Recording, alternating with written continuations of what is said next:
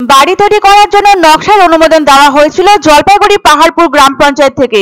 কয়েক মাস চলেও ছিল কাজ। তারপরে নির্মীয়মান বাড়ির সামনে দেখা গেল নার্সিংহোম নামে একটি বোর্ড। নার্সিংহোমের বোর্ড দেখে স্বভাবতই হতবাক এলাকাবাসী থেকে শুরু করে গ্রাম পঞ্চায়েতের জনপ্রতিনিধিরা। অথচ ওই এলাকায় নার্সিংহোম তৈরি করা কিংবা নার্সিংহোম চালানোর জন্য কোনো অনুমতি দেওয়া হয়নি, এমনটাই জানা গিয়েছে জেলা স্বাস্থ্য দপ্তর সূত্রে। তাহলে কিভাবে সেখানে নার্সিংহোম নামক বোর্ড টাঙানো হলো, সেটা নিয়ে প্রশ্ন উঠছে বর্তমানে। জেলা স্বাস্থ্য দপ্তরকে অন্ধকারে রেখে নার্সিংহোম করার প্রক্রিয়া শুরু হয়েছে বলে অভিযোগ উঠেছে। গ্রাম পঞ্চায়েত দপ্তরের দাবি, বাড়ি তৈরি করার জন্য কয়েক মাস আগে অনুমোদন দেওয়া হয় গ্রাম পঞ্চায়েত থেকে। সেই জায়গা যদি কমার্শিয়াল হিসাবে ব্যবহার করতে হয়, সেক্ষেত্রে আলাদা করে বিল্ডিং তৈরির নকশার অনুমোদন নিতে হয়। পাশাপাশি একাধিক নিয়ম অনুসরণ করতে হয় কমার্শিয়াল বিল্ডিং এর ক্ষেত্রে। অভিযোগ উঠেছে যে সেই সকল নিয়মের তোয়াক্কা না করে বিল্ডিং করা হয়েছে।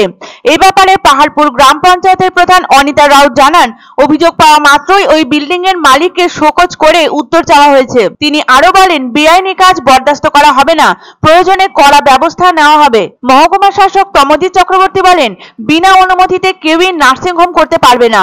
এ ব্যাপারে এখনো কোনো তথ্য তিনি পাননি, তবে কেউ যদি এমনটা করে সেক্ষেত্রে কড়া ব্যবস্থা নেওয়া হবে।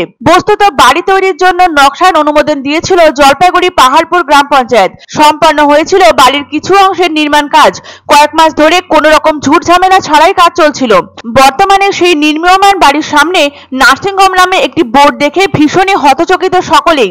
স্থানীয় বাসিন্দা থেকে শুরু করে গ্রাম পঞ্চায়েতের জনপ্রতিনিধিরা প্রত্যেকে স্তম্ভিত এহেন ক্রিয়াকলাপ দেখে।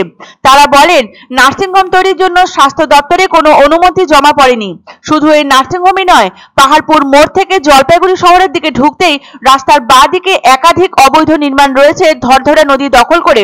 আর ধরধরা নদীর ওপারেই রয়েছে ওই নির্মীয়মান নার্সিংহোমের ভবনটি। রাস্তার পাশের অবৈধ নির্মাণগুলোর জন্য নার্সিংহোমের বোর্ডটি বিশেষ দৃষ্টিগোচর হয় না। নির্মীয়মান নার্সিংহোমে যাতায়াতের জন্য ধরধরার ওপর বড় মাপের একটি কালভার্টও তৈরি করা হয়েছে। কারা কালভার্টটি নির্মাণ করলো বস্তুত সেটাও জানে না স্থানীয় বাসিন্দারা।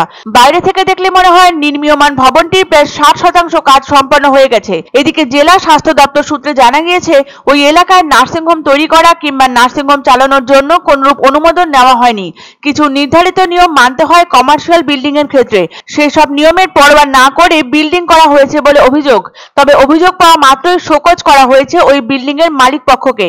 বেআইনি কাজ করলে কড়া ব্যবস্থা নেওয়া হবে বলে জানান পাহাড়পুর গ্রাম পঞ্চায়েতের প্রধান অনিতা রাউত এবং মহকুমা শাসক তমজিৎ চক্রবর্তী। আমার কাছে তো এই মুহূর্তে কোনো তথ্য নেই, আমি ঠিক বলতে পারবো না।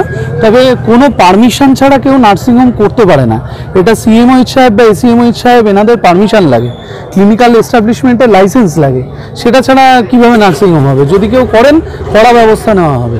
তো আমরা এটা নিয়ে তদন্ত করছি, কেন করলো এবং আমাদেরকে অন্ধকারে রেখে ওরা কাজ করলো কেন, সেটা নিয়ে আমরা জিপি থেকে আমরা সেটা চিঠি পাঠাচ্ছি।